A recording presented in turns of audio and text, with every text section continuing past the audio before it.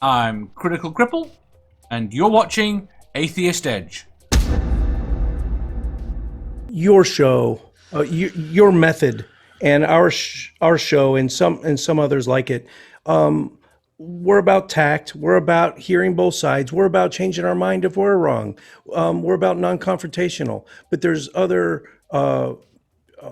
platforms out there, other shows that are more firebrand. Some even spend their entire format is just punditry about own internal problems within the atheist community. There's drama merchants that only feed off of conflict, and and it's a shouting fest.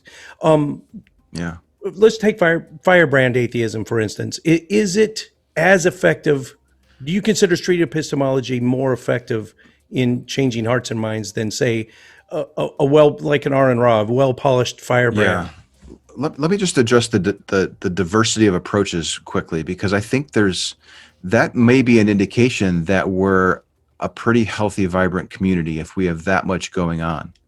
So the fact that there's all these factions and arguing and that type of thing, it's probably a good indication that we've grown. As far as the effectiveness of which approach, it kind of depends on the venue you're in and the person you're speaking with. I could run into somebody that I've never met before and offer them some evidence that is just exactly what they were looking for, and it addressed the reason that they're currently holding onto their view. But you're kind of taking a guess when you do that. I think it's a lot better to start off by asking questions like what we do in street epistemology, to reveal the real reasons that's propping up the belief and what they would need to see in order to change their mind. So it's a longer approach. It takes more patience to do the SE approach, but it seems like it's more effective because it's a custom tailored conversation based on what you're hearing from your interlocutor, which is what we don't normally do when we're arguing or debating. We're just throwing everything at a person in the hopes that it will somehow affect them. You can use that, and there are some people who just can't set aside their own personality and ego to do the SE approach. So I guess I'd probably say it's probably better to do something than nothing, because you might try the aggressive approach and be successful, or you could have rubbed that person the wrong way and made it a little bit harder for the next person to engage with them using a softer approach. But still, what's the alternative? Just pretending that the problem isn't there? Like, Avoidance. That's probably worse. Avoidance is probably the worst thing that you can do. Right. So the firebrand method does have its utility in certain times and places. It does. Just keep in mind that you probably don't want to use that with a family member or friend.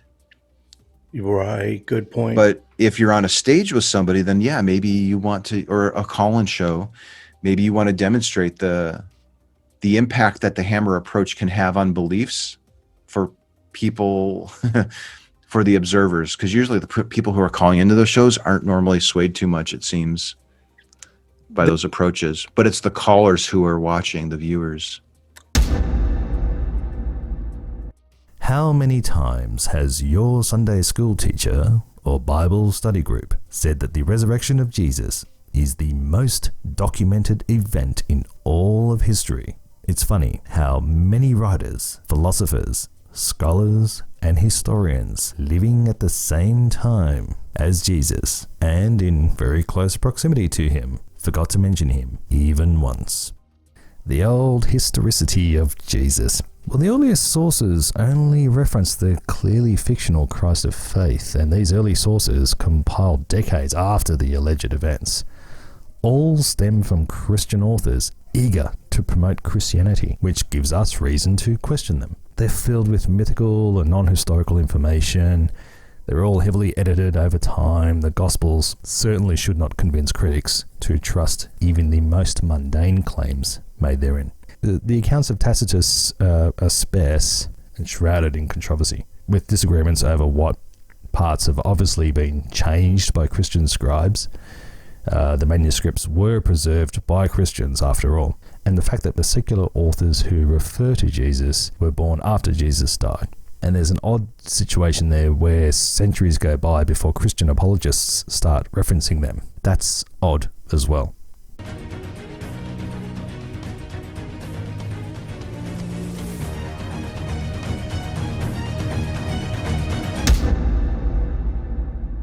Before the Gospels were written, the Apostle Paul made it clear that Jesus was just a man.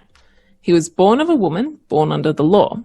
He descended from David according to the flesh, and he was born in the likeness of men. Aside from it's before the Gospels were written, what account says that? But we just have it from the Gospels, as far as I know. And also, if Jesus was born to a virgin, it meant that he would have got DNA from only one source, which was his mother, which would have made him a clone of his mother, making him a woman.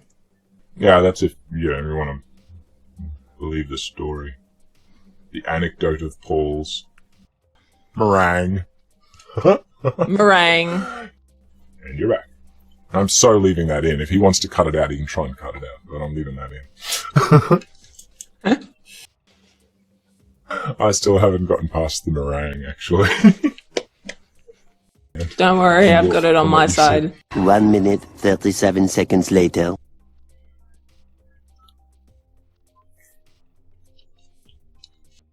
Yeah, I'll have to get that part off of you. Why? Oh, no. Unmuted you. Yeah, that's all right. First deaths occurred. That is hard to say. First deaths occurred at the only. Oh, fucking hell. Let me start again from the I'm beginning. just gonna say, I cannot wait to do the blooper reel. The Bible doesn't prohibit. Shut up. Jehovah's women. Look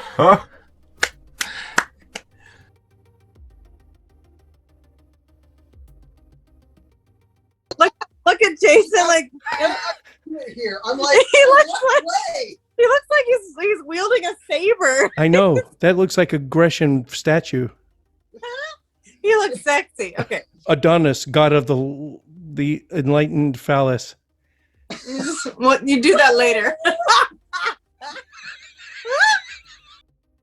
The end of this massive collaboration video series, and I think we have something like 50 collaborators, people that have submitted footage for this thing. And Courtney and I just want to thank you all, first off. Second is on your screen right now is a list of all the people that have contributed footage for this series, and I just can't thank you enough. I mean, I feel like I need to go line by line and thank you individually. And there's so many things I want to tell you, behind the scenes kind of stuff about what they did, how they produced it, how they went about doing it in their own unique way. But I might save that for a later episode. There's a lot of people. Yeah, a lot of people. I hope for the smaller channels, I hope it was a small boost to your channel. Just like Thomas Westbrook, Holy Kool-Aid, he says, a rising tide raises all the boats. It's a win-win for everybody. So I hope this boosted the small channels, and I fall at the feet of the huge channels and the big names that decided to, take out their time to add to this too. What else, Courtney? What am I missing? Well, what was your aim in doing this series? I wanted to turn my second book, it's on the screen right now, I wanted to turn that book into a video series. I just thought it might be fun. And about 20% of the way into it, I realized I bit off way more than I can chew. Fighting the urge to commit, it's called editorial fatigue. Editorial fatigue is when you're getting towards the end. It happens in the Gospels, in the New Testament a lot, where they kind of just don't go back and recheck what they said before. Towards the end, you start to get tired. You see the light at the end of the tunnel, and you think, and then you rush the job. And I don't want to do that. I want to finish strong. I don't want to rush the job. I have that on my papers for school.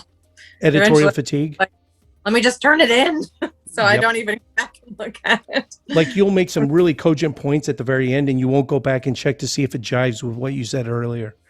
Yeah, or I just don't go back and try to read through it again and make sure it all is cohesive. I'm like, it's fine. The other thing is, there was a conspicuous lack of my co-host in this series, and that was not intentional. It's just that she has I can name them off. There are so many major life events going on in her life. I'm just pleased as punch that she was able to contribute what she could. And without without you and your inspiration and telling me the lighting was bad on that one, or get your mouth closer to the mic, or don't put the graphics on for so long. And we don't do fade outs anymore because she's much younger than me. So I didn't know, like on certain social media channels, there are no fade outs anymore. It's hard transitions. And so I'm trying to do that more. So I'm listening to her advice. Even when you don't see her, you're seeing the effects of her in the series. Yeah. Thank you, Jim. You're welcome. And so throughout this on the screen is going to be them, a list of everyone that contributed. Oh, of course, the reason we're doing this. We are planning a thank you stream. It may be live, might be pre-recorded. I don't know how we're going to go yet, but I'm going to send invites out to everyone that contributed on this series, and we're just going to have a big party. And if you've ever seen anything more than 8 people in a Zoom, you know that it gets really chaotic. Can you imagine 50 if they all showed up, 50 people in a party? Well, we might do what we did that one time where we had like just a continuous stream going for a long time and people kind of came in and out. Like certain people were scheduled at certain times. So that might be a good idea, but I think there is a lot that has been contributed by so many channels. And so I think we just really wanted to express our appreciation for being a part of it. And just talking about these ideas, a lot of them are so important. And we talk about them among each other, but what's nice is when you can put it in a format that is more accessible than some of the other ways that we hear about these ideas. So a lot of the times things that I'll say on this channel are things that were an hour into a 3-hour debate with Christopher Hitchens or Matt Dillahunty or something. And so they're short and they're accessible, and it gets the idea across in a way that is palatable and able to be shared more easily. So I really like that about this series. And it's not my intention. I don't know if it is yours, Courtney, but it's not my intention to deconvert people. But in the course of the series, at least one person has deconverted and is in the series, and was Christian at the start and is now a full-blown atheist. Wow. I'm not going to say I'm proud of that. It's not my intention, but I'll just leave it out there. Also, there's at least 3 content creators that were previously unknown, and they got discovered, and now they're doing the circuit. They're on Neil the 604 Atheist. They're on Empathetic Atheist, and so they're doing the rounds now. I think it's like the Empathetic Atheists. I really, really enjoyed being on their channel really recently. I had never been on there before. And if you want to go check that out, that was my deconversion story, which I've done a few times on different channels, but that I really, really loved that conversation that we had. That was pretty inclusive of a lot of ideas that I have about different things. So that was really, really fun to do. It ended up being a really good conversation. So go check that out. Yeah, you were on Truth Wanted with Objectively Dan as well. Yeah, I love that in person guy. before the apocalypse. Yeah, and I'm super smiley on that channel because I'm in the Atheist Experience studio, and I was like, It must have been surreal. It was so much fun. So yeah, that's a good one too. And I got to kind of just introduce like what I had been doing at the time, and it makes me sound like I'm an Energizer bunny.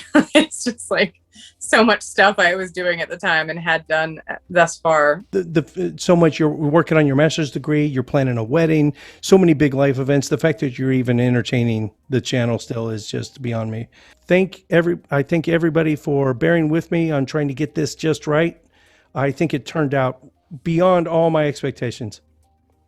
And you mentioned that I'm in a master's program. I'm really excited to go on channels and be on our channel in the future when I'm a licensed marriage and family therapist and a licensed sex therapist. both of those subjects are some of my favorite subjects in terms of like relationship health and consent and sexuality and things. So I'm really excited to bring that next level of expertise to my conversations on atheist channels and on our channel. So that is a few years away when I'm finally like actually licensed and practicing, but I am really excited to be able to contribute what I've been learning in my master's program now, and just kind of bring another like atheist with a degree that's able to talk with some level of expertise about certain things. Yes, I'd like a regular program in the show, some sort of Dr. Ruth type sex therapy as it relates to atheism and maybe the stigma, the social mores and taboos within religion, and how to come to terms with that as you're deconverting or as an atheist. That would be great. Yeah, and like relationship health and communication and conflict resolution that's appropriate, and appropriate ways of fighting and families, and it's a lot of it's really fun. Well, guys, thank you, and I'm looking forward to seeing you all in the thank you party, and this has really been just a lot of fun to put together. It's been a massive undertaking, but I'm glad I did it, and I'll talk to you all later. Thanks so much. Thank you, guys.